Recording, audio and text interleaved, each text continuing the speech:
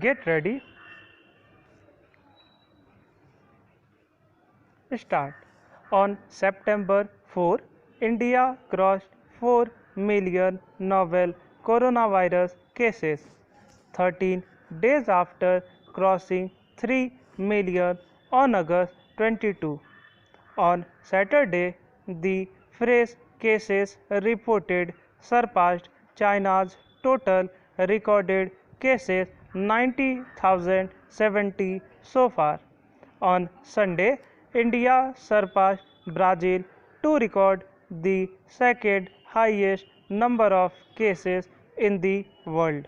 Since August, India has been reporting the highest number of cases each day, which has been steadily increasing from over 50,000 in the last week of July to over 60,000 in the first week of August, over 70,000 in the fourth week, before jumping to over 80,000 cases in September.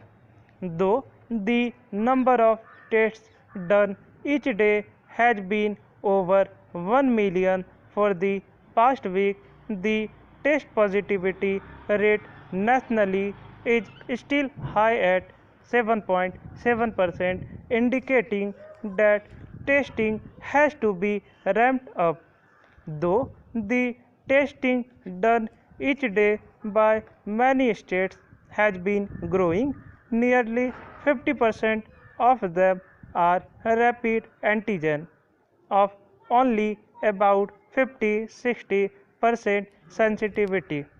Unfortunately, with no repeat testing of negative cases and only a small percentage of people with symptoms but negative results being validated with a RT-PCR, many of the infected are not being diagnosed.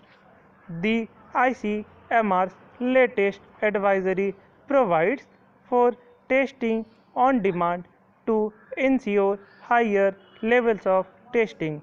While ramping up testing is needed, testing on demand by anyone might not be the correct approach to adopt. The ICMR is theoretically making India's 1.3 billion people eligible for a test, even when there is no capacity to undertake this.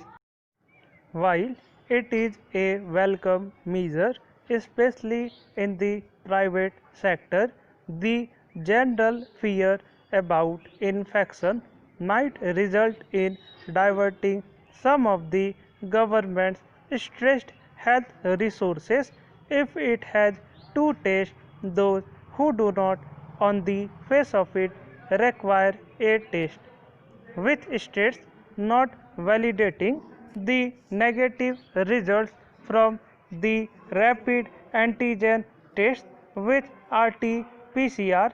Non-directed tests on demand might help more in increasing the number of tests done each day and hence in reducing the test positivity rate than in early detection and containment. The focus must remain on diagnosing the most probable cases listed out by the ICMR, those with symptoms or at high risk. Since many of those infected have mild or no symptoms, tests on demand might be particularly helpful in detecting cases that might otherwise have been missed.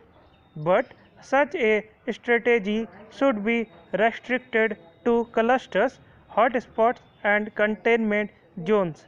Besides dense urban areas with anticipated high transmission in the unlock phase, else states might be forced to use their discretionary power to deny tests for people not exhibiting symptoms or in low risk categories, or selectively charge for testing to pay for procurement of testing kits and to avoid more pressure on the testing infrastructure.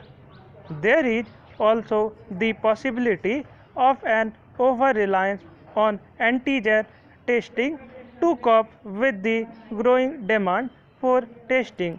A more nuanced approach to testing guidelines is therefore necessary.